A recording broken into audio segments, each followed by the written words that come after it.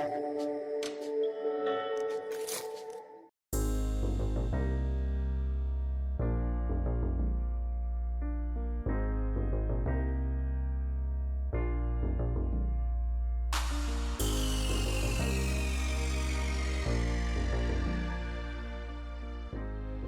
morning again, ladies and gentlemen. My name is Luca Franza. I'm a scientific advisor at the Istituto Affari Internazionali in Rome.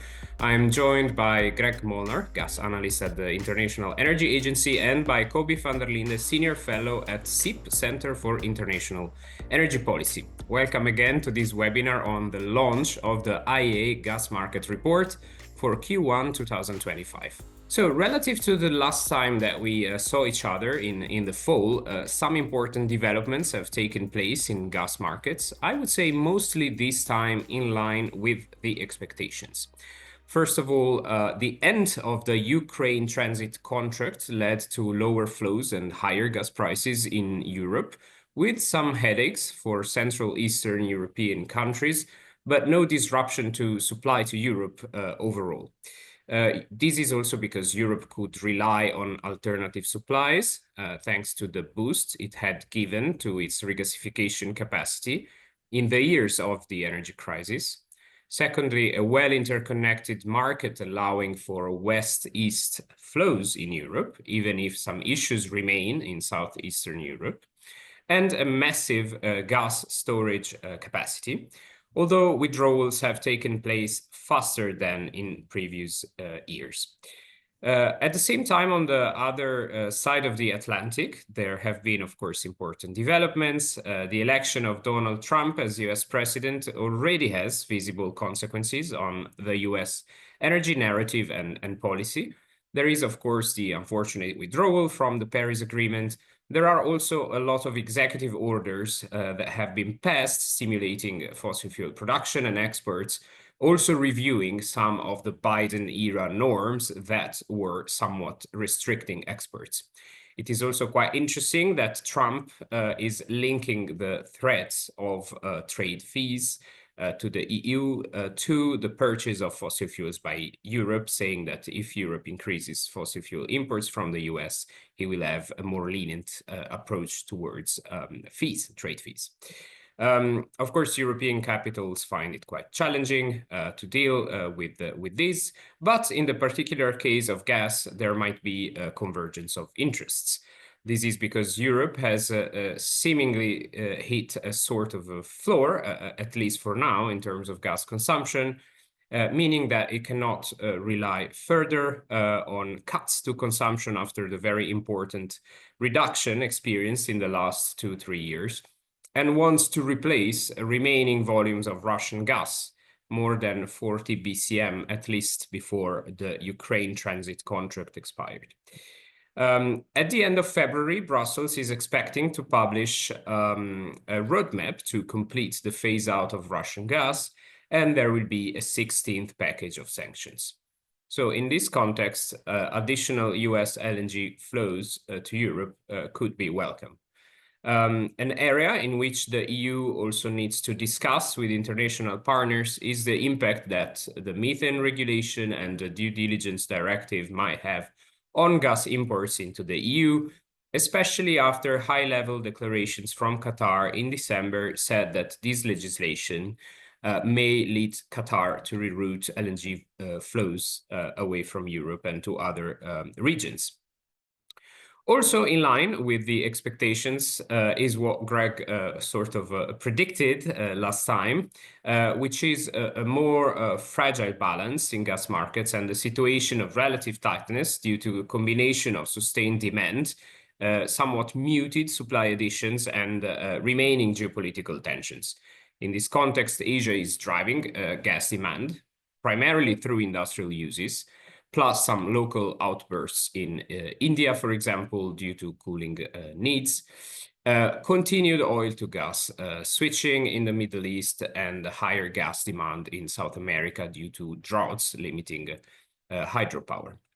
That is enough from my side. Greg will tell us more about these dynamics, so this somewhat precarious balance, the fact that reduced flexibility in gas markets is already showing some effect, and the situation of tightness, commenting with figures on Q1 2025. I'm very pleased to see that this webinar attracted a lot of interest. There are almost 300 people already connected.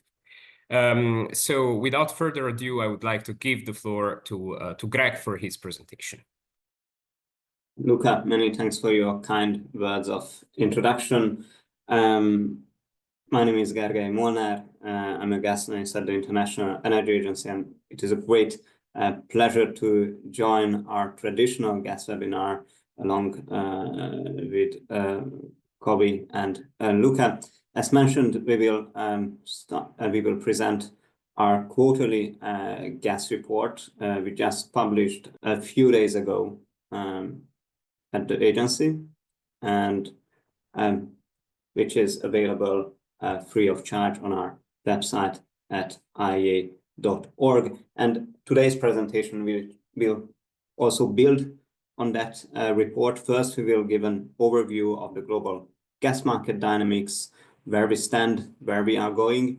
Then in the second part, we will have a closer look on Asia, which, as mentioned by Luca, is really the driving force behind global gas demand growth. And then in the third part, we will come back to Europe, where we expect also quite some significant changes in 2025 compared to the 24 dynamics. Now, let us have a look on natural gas prices, where they are moving. On this slide, we are showing the Asian benchmark, JKM, in light blue, and TTF, the European benchmark, in dark blue. Of course, natural gas prices have been coming down quite significantly in 2023 compared to their all-time highs in 2022, and this trend has been continuing also in the first quarter of 2024, partly because of mild weather conditions and relatively high storage levels. But we can also see on this chart that this trend has been turned since February, basically, of this year. And we have seen that both TTF and JKM prices have doubled through the course of 2024, and they closed last year at around $15 per MMBTU, standing well above their historic averages. And we do believe that this quite strong increase in natural gas prices have been driven by tightening market fundamentals. The demand has been stronger than expected, partly because of weather conditions. And at the same time, the supply side remained fundamentally tight. We have seen a very limited increase in terms of LNG supply, which rose by just 2.5% due to a combination of several factors, including project delays, feed gas supply issues, and unplanned outages. So there have been a tightening of the market, and at the same time, we have seen also geopolitical tensions, which provided upward pressure also on price levels.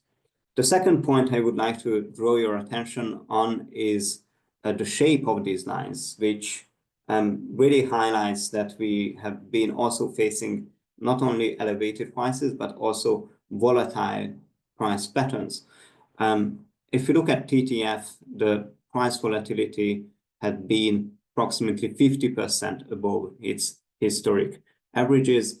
And in the case of JKM, the displayed volatility has been 90% above its historic averages.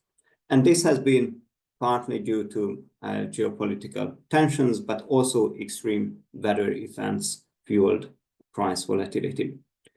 And the third aspect we would like to note here is the gray area, which is the spread between Asian and European prices.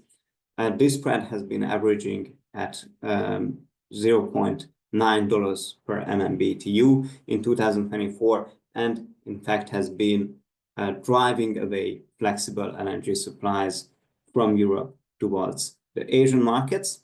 But we also see that this has been changing towards the end of 2024, and actually we are seeing the re-emergence of a European premium, which might drive again flows from Asia towards Europe in 2025, but we will discuss this at a later stage of today's presentation. Now, despite all this volatility, what we see is that the correlation between Asian and European prices is becoming stronger and stronger. The correlation factor between TTF and JKM has increased from an average of 60% between 2013 and 2019 to above 90% since 2020, and reached an all-time high of over 95% in 2024. And this has been, of course, very much supported by the rising share of flexible US LNG, which now accounts for more than 20% of global LNG supply. And this also highlights that we are living in an increasingly interconnected gas markets, which is increasingly globalized. So what happens in Asia have an influence on Europe, and what happens in the European gas markets is also impacting Asian market dynamics. Now, looking at the demand side, our data indicates that global gas demand increased by 2.8% in 2024. So after two very difficult years in 22 and 23, it seems that natural gas demand is back to structural growth. In fact, natural gas accounted for approximately 40% of the total energy demand growth in 2024, more than any other fuel. And on this chart, we are showing our estimates related to some of the key markets we are closely tracking here at the agency, which includes Asia, Europe, the Americas, and Eurasia. And we also see that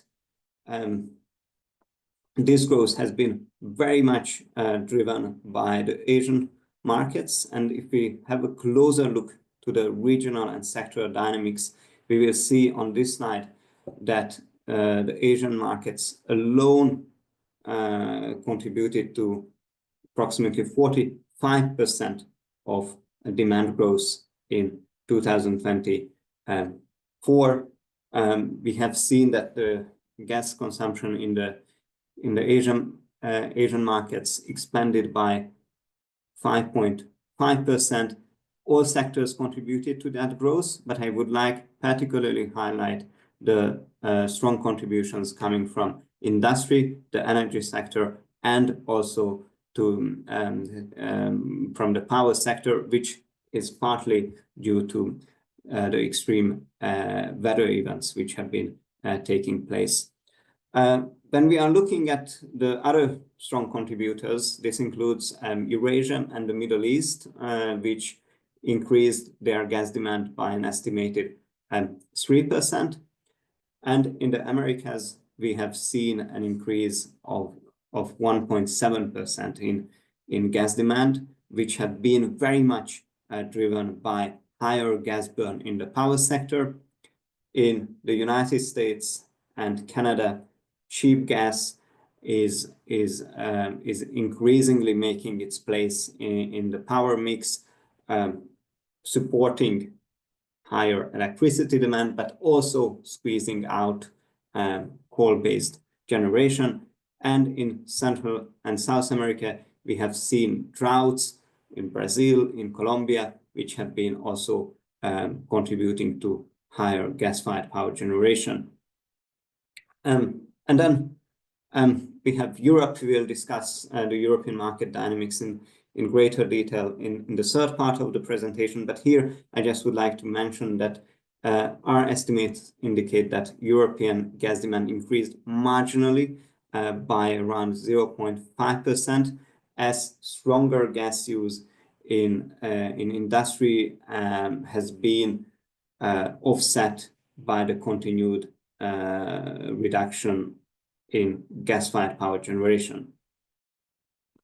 Now, I think that it is also important to note that there is this quantitative growth when we are talking about natural gas demand, but also there is a qualitative change.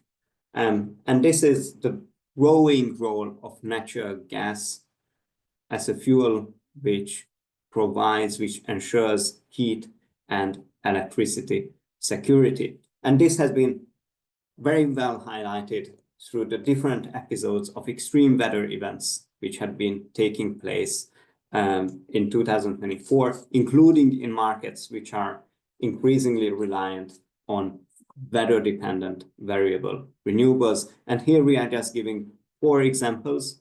In the United States, we had Winter Storm Heather happening in January 2024. That was very cold weather coming quite quickly, and we have seen that gas use in the residential and commercial sectors surged by just 70% in just a few days. And at the same time, we have seen also gas-fired power generation rising by 40% during the same period. And as a consequence, we have seen US total gas demand climbing to an all-time high of almost 4 BCM per day. And what has been quite remarkable is how nicely the gas system has been dealing with that situation, very much also relying on the robustness of underground storage facilities, which have been backing up the gas, heat, and electricity supply in the States. On the second chart, we are showing the Indian heat waves.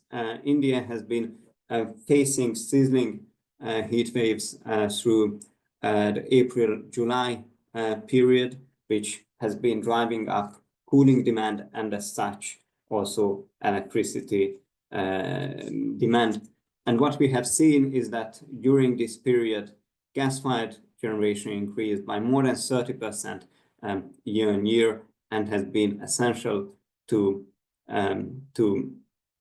meet these higher electricity demand needs. On the third chart, we are presenting the droughts which have been happening in Brazil, and as a consequence, gas-fired power generation increased by around 600% between June and October to provide essential backup to the electricity system. And last but not least, we have Europe. In Europe, I think many people have been learning the German word Dunkelflaute over November and October, when we have been facing cold weather combined with very low wind speeds, which led to a deterioration of wind power supply, and as such led to a sharp increase in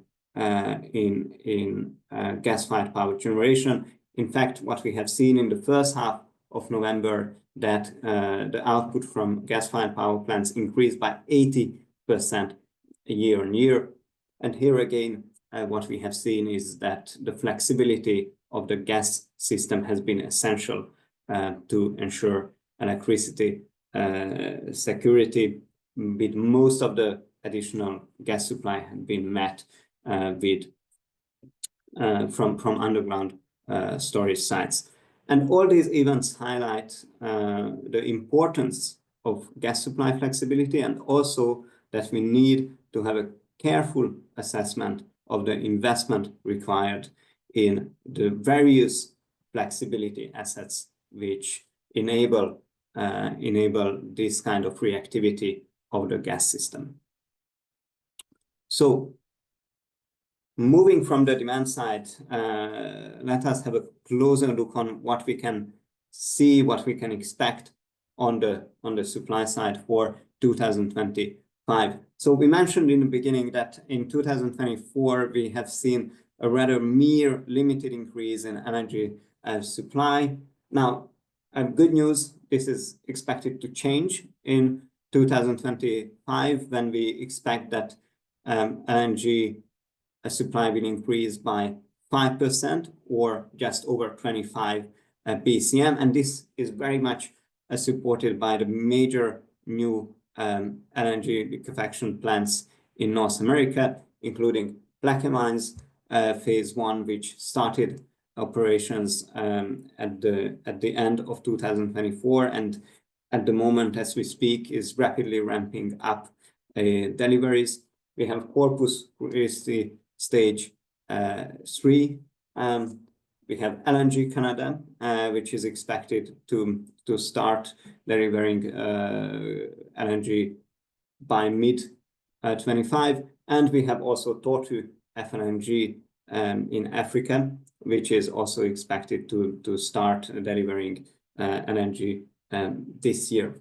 In addition, Russia is set to increase its pipe gas deliveries to China via the Power of Siberia pipeline system. Here we expect an increment of 7 to 8 BCM. So those are, in a way, the additional supply coming to the market. But then part of that is expected to be offset by the lower Russian pipe gas deliveries to Europe due to the halt of the transit via Ukraine, which then would reduce supplies by approximately 15 BCM. And then I think another very important part of this picture is that the EU inventory levels are now down 16 BCM below last year levels, which then naturally will increase injection demand over the summer of 2025. And of course, this could further tighten up the picture. Now, when we are looking at tighter market conditions, we also expect that this will have an implication of global gas demand growth. So we do expect that after this strong increase of 2.8% in 2024, global gas demand growth could slow down to below 2% in 25, approximately translating into 80 BCM. And as we can see on this chart, most of that growth will be driven by Asia, alone accounting for approximately 45% of incremental gas demand, as well as the gas-rich markets of the Middle East and Eurasia. Meanwhile, the more mature markets of Europe and the Americas are expected to remain broadly flat. And in terms of sectors, we expect that industry and the energy sector will continue to be in the driving seat. We also expect stronger gas use in the residential and commercial sectors after a very mild 2024.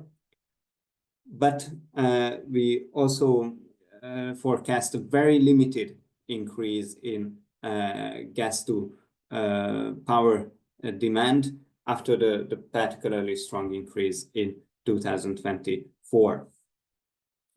So with that, we are coming to the end of the first part of the presentation, and now we are moving towards Asia, which had been really the engine behind global gas and LNG growth in 2024. And here we are just, presenting how Asia's LNG imports increased in 2024. They increased by almost 10%, or in absolute terms by 32 BCM. This is almost 3 times higher than the net growth in LNG supply in 2024. So, of course, this has been supporting higher Asian spot LNG prices compared to Europe and has been driving away flexible LNG from Europe towards Asia.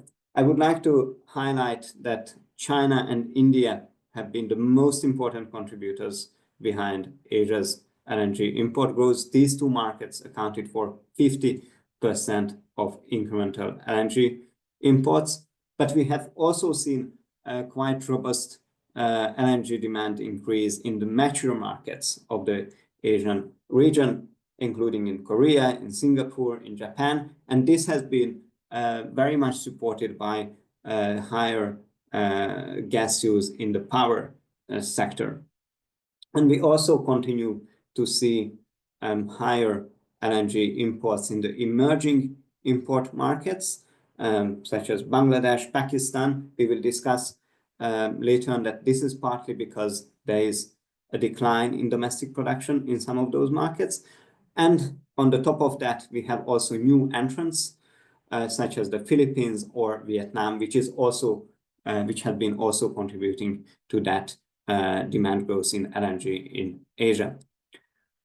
Now, I think that one market we are all watching with great interest and carefully is China. China has been growing at double-digit growth rates for most of the 2024. And for the full year, we estimate that the country's gas demand increased by 8%. And as we can see on this chart, all end-use sectors contributed to that growth. I would like to draw your attention particularly on the city gas component, which increased by approximately 10%. And this has been driven by colder weather conditions in Q1 of 2024. It has been also supported by the continued expansion of the grid network, but and this is not shown on the chart, but I would like to mention that city gas also includes sales to the transport sector, and we have seen a surge of LNG truck sales in China, which hit an all-time high of 180,000 LNG trucks sold in 2024. In addition, we have seen also strong gas demand growth in the power sector, partly supported by heat waves. And when it comes to industry, we have seen a rather slowdown to below 5%. But I also would like to draw your attention to the last 2 months of this year, where our first numbers indicate that China's gas demand growth turned into negative territory. And this is partly due to milder weather conditions, but it could be also indicative that there is a slowdown related to economic activity. So I think that this is a major question ahead of the 2025 balance, how China's gas consumption will play out, and whether this slowdown we started to see at the end of 2024, would it persist or not?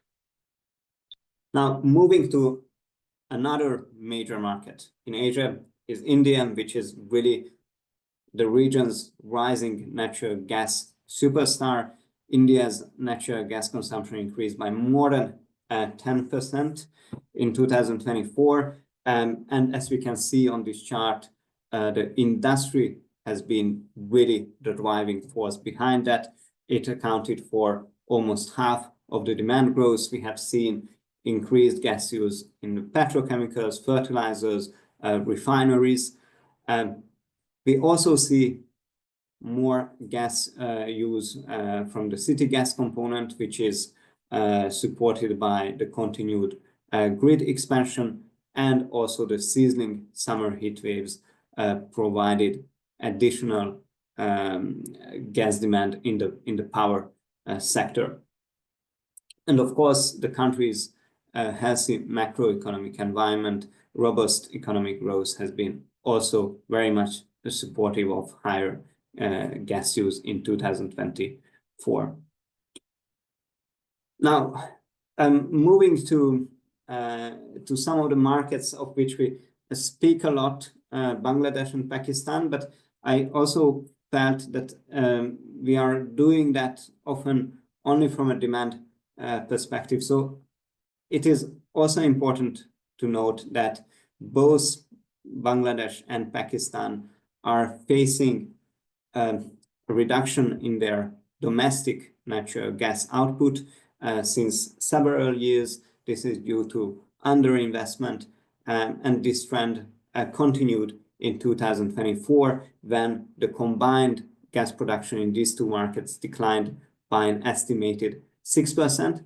Now, this has been, of course, driving up LNG imports, which rose by around 13% compared to 2023, but it was not sufficient to offset the losses from domestic production, and as such weighed on domestic demand and has been also negatively impacting the gas deliveries to gas-fired power plants, which then had negative implications on electricity supply security, which with both countries are still facing power cuts and blackouts.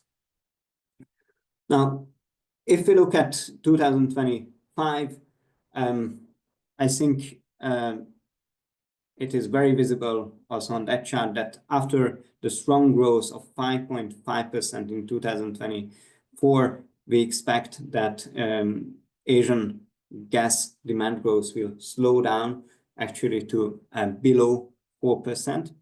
And this is partly because of the tighter market conditions, higher gas prices, which will most probably impact demand growth in the price-sensitive segments of the Asian market. In China, we expect gas demand growth to soften to below 7%, partly because of the weaker macroeconomic indicators. In India, we still continue to see a strong increase of over 8%, very much supported by industry. In the major markets, in Japan and Korea, we expect lower gas consumption because of the improving availability of nuclear. And in the emerging markets, we forecast a rather mere demand growth of 2.5% due to the higher gas price environment. That I think when we are looking at where prices are moving at the moment, I think that there is some downside risk in the more price-sensitive segments of the Asian market. And with that, let us move back to Europe. In Europe, as mentioned in the beginning of that presentation, we have seen a rather limited increase in natural gas consumption. We estimate that it basically remained flat compared to 2023. We have potentially seen an increase of 0.5%, which is just around 2.5 BCM. So this is a very limited increase, and as we can see on this chart, most of that demand growth has been actually concentrated in the last quarter of 2024.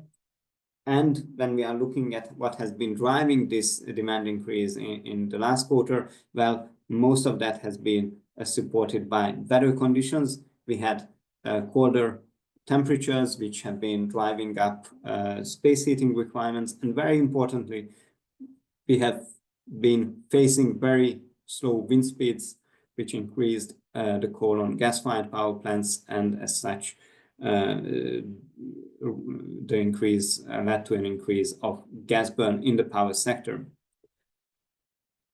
Through the year, we have also seen a continued recovery in gas use in the industrial sectors. We estimate that it increased by 9% or more than 10 BCM, but it remains still well below the pre-crisis levels. And any further recovery in industry, in the industrial segment, is highly dependent on the price environment. And of course, this is still a very, very fragile recovery happening here. When we are looking at 2025, we expect that European gas consumption will remain broadly flat. Our assumption is that we will have average weather conditions, which then would lead to an increase in residential and commercial, in the residential and commercial sectors. But this increase is expected to be almost entirely offset by lower gas burn in the power sector. Our forecast is that gas to power demand will decline by 10% amid the continued and rapid expansion of renewables. Now, moving from the demand side to supply, on this chart we are providing a quick summary of how Europe's gas supply evolved in 2024.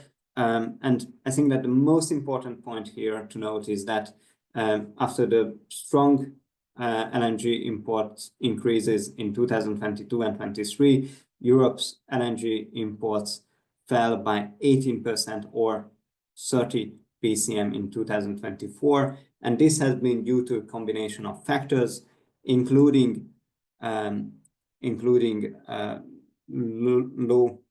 demand in the first half of the year, limited storage injections over the summer of 24, and also higher pipe gas imports from Norway, but also from Russia.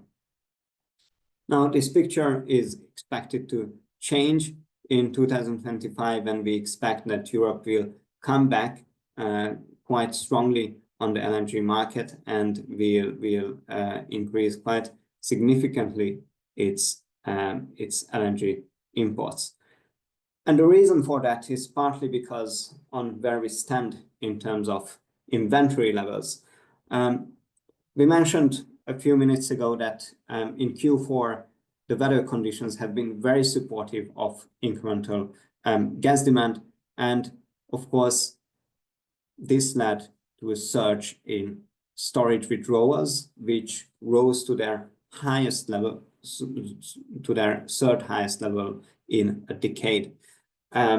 Altogether, more than 36 BCM of gas has been withdrawn since the start of the European heating season. And of course, this is leading to a rapid decline in terms of inventory levels.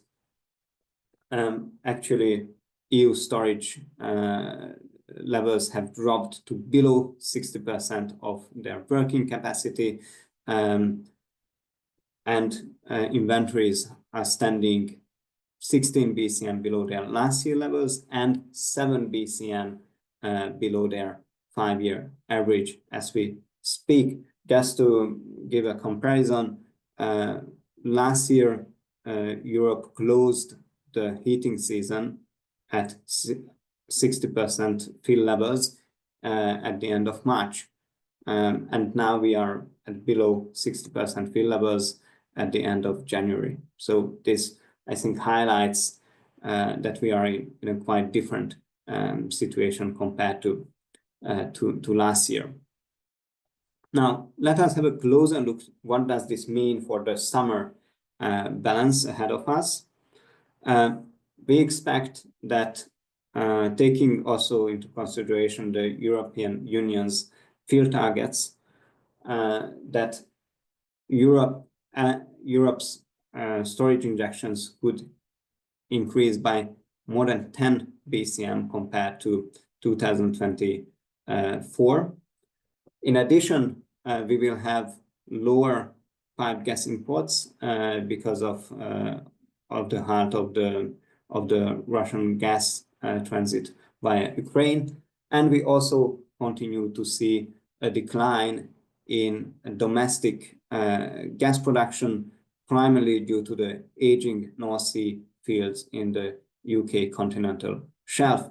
So when taking all together these elements, what we expect is that Europe's LNG imports through the summer of 2025 would increase by at least 25% compared to 2024. And of course, this means that Europe will need to fiercely compete with Asia for those flexible volumes. And this is why when we are looking at the evolution of natural gas prices, we have seen since a few weeks now the return of the European premium, so TTF prices trading above JKM prices. And when we are looking at the forward curves, we also see that TTF prices are expected to trade above JKM through the summer of 2025. And this indeed will be needed in order for Europe to attract all these incremental LNG supply and to be able to fill up its storage sites to adequate levels. So with that, please allow me to say a couple of concluding remarks. When we are looking back at 2024, we see that global gas demand returned to structural growth after the difficult years in 22 and 23. And this growth is very much supported by the fast-growing Asian markets. Despite the stronger LNG supply we expect for 2025, natural gas markets are expected to tighten due to lower Russian pipe gas flows to Europe and higher storage injection requirements here in Europe. Of course, this will have an implication also on how we see the demand picture evolving, which is expected to slow down to below 2% in 2025. But of course, Asia will remain the key driver behind that growth, albeit its demand growth is expected to slow down to below 4%. In Europe, we see that the strong storage flows since the start of the heating season have been rapidly depleting our underground storage sites. And of course, this will naturally translate to higher storage injections in the summer of 25, and as such will lead to higher LNG import requirements and will potentially support a European price premium compared to Asian prices.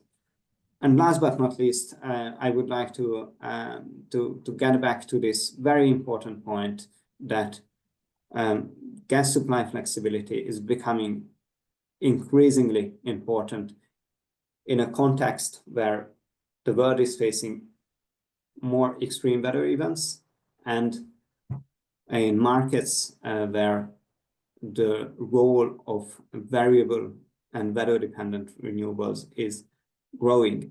I think this is a major macro trend which will stay with us for decades to come, and as such, we need to carefully assess gas supply flexibility needs and also the investments required in that space.